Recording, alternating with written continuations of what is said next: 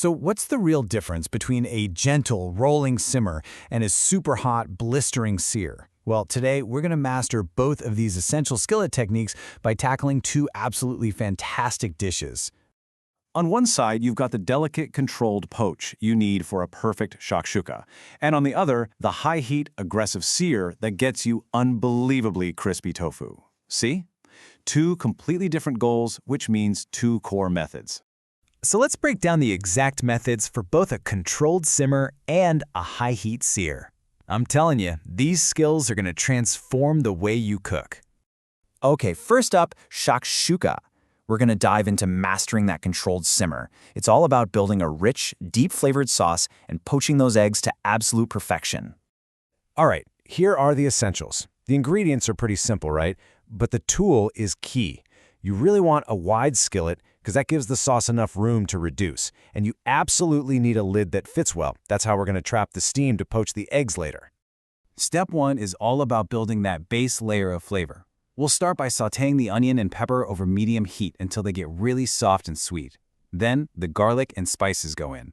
You only need about 20 seconds. Seriously, just until you can smell them. This is called blooming, and it's what wakes them up and unlocks that incredible aroma.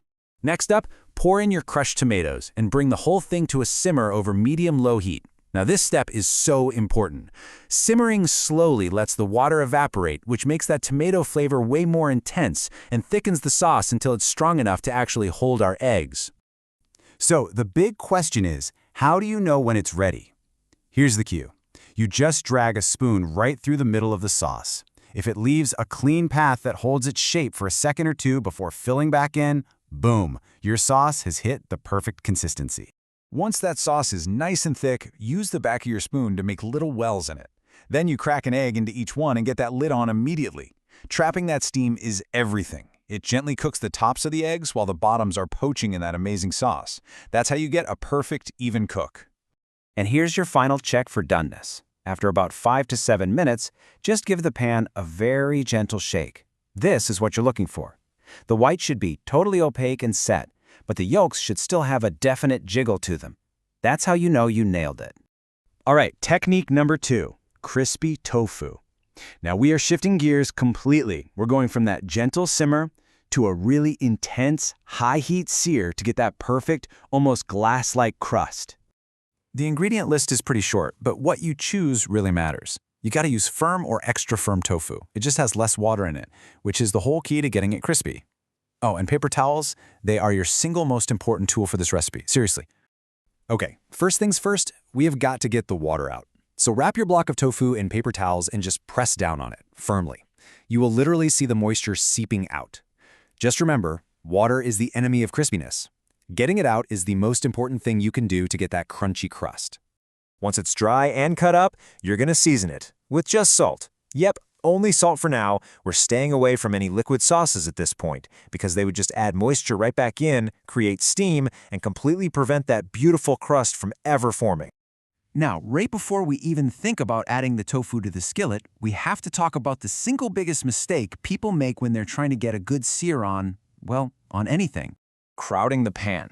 When you dump too much food in there at once, the pan's temperature just plummets. All the moisture coming off the food gets trapped, and instead of searing, it just starts to steam in its own liquid. You know the result. Soggy, pale tofu, no thanks. So to do this the right way, get your oil nice and hot over medium-high heat until you can see it shimmer. Then you carefully place the tofu cubes in a single layer, and make sure to leave some space between each piece. That space is everything. It lets the steam escape so the hot oil can do its job and create that perfect crust. This timeline is your roadmap. And notice that first stage, from 0 to 4 minutes. Your only job is to do nothing. Don't touch it, don't move the tofu, let it sit there and form a solid crust. After that, then you can start flipping the pieces as they turn golden brown. By the time you hit that 15-minute mark, you should have a deep, even crust on all sides. Once the tofu is perfectly crisp, it's time for the sauce. But, and this is a critical step, take the pan completely off the heat first. This does two things. It stops the sugars in the sauce from instantly burning, and it gives you time to toss the tofu for a perfect even coat. Okay, let's just recap the two fundamental principles we've mastered today, because honestly, they apply to so much more than just these two dishes. You know, the key takeaway is really this contrast. The simmer uses gentle, medium-low heat to slowly build deep flavor. Thickness is the goal. The sear uses high heat, a dry surface, and plenty of space to create texture and that crispy crust. So one is all about developing flavor, and the other is all about creating texture. Understanding when to simmer and when to sear is a real game changer in the kitchen. Now that you know the core principles of controlling moisture and heat, what are you going to apply them to next? Searing some mushrooms? Simmering a curry? The choice is all yours.